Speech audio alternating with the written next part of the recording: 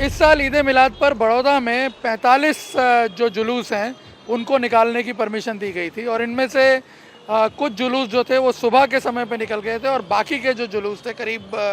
13 के आसपास जो जुलूस थे वो शाम के समय में इस जो 4 दरवाज़ा वाला जो एरिया है बड़ौदा का, ओल्ड बड़ौदा सिटी का जो एरिया है उसमें निकलने वाले थे। ज़्यादातर जुलूस जो हैं वो शांति से निकले, किसी प्रकार का कोई वायलेशन नहीं हुआ, लेकिन दो जो डीजेस थे उन्होंने नॉर्म्स को वायलेट किया, जो नोटिफिकेशन था उसका उल्लंघन किया और एक तरह से कम्युनल भावनाएं जो हैं वो भड़काने की कोशिश की और वडोदरा पुलिस के ध्यान में तुरंत ये बात आ गई थी। जो 2 वीडियो वायरल हो रहे हैं जिसमें ऑब्जेक्शनेबल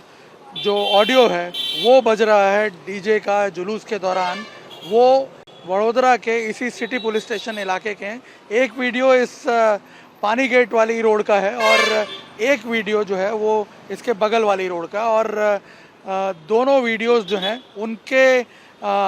जो डीजे ऑपरेट कर रहे थे उन दोनों को आइडेंटिफाई कर लिया गया है। एक वीडियो के मामले में तो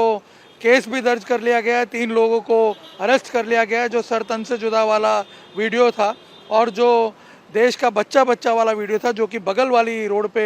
बज रहा था, उसके भी डीजे को अब आइडेंटिफाई कर लिया गया है और आयोजक की भी पहचान कर ली गई है और जल्द उनके खिलाफ भी कार्रवाई वडोदरा पुलिस की जाएगी।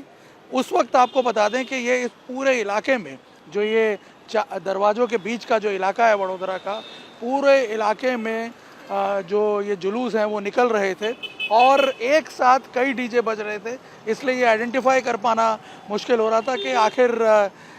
कौन से डीजे से ये वायलेट किया जा रहा है नॉर्म्स को। इसलिए पुलिस उस वक्त इन चीज़ों को ढूंढने में लगी हुई थी, क्योंकि आपको बता दें कि आसपास कई स्टेज बने हुए थे, वहाँ से भी म्यूज़िक चल रहा था, लेकिन जब ये जुलूस शांत हुए पुलिस ने कार्रवाई की और अब इन दोनों मामलों में एक में फरियाद दर्ज हो चुकी है और दूसरी में भी कुछ समय में फरियाद दर्ज करके पुलिस जो है वो कार्रवाई करेगी। और आपको बता दें कि धार्मिक भावनाएं भड़काने का, कम्युनल जो माहौल है उसको इन्फ्लेट करने की जो धाराएं हैं वो इन लोगों पे लगाई गई हैं। शहर में अलग अलग विस्तारों में 45 जुलूस निकले थे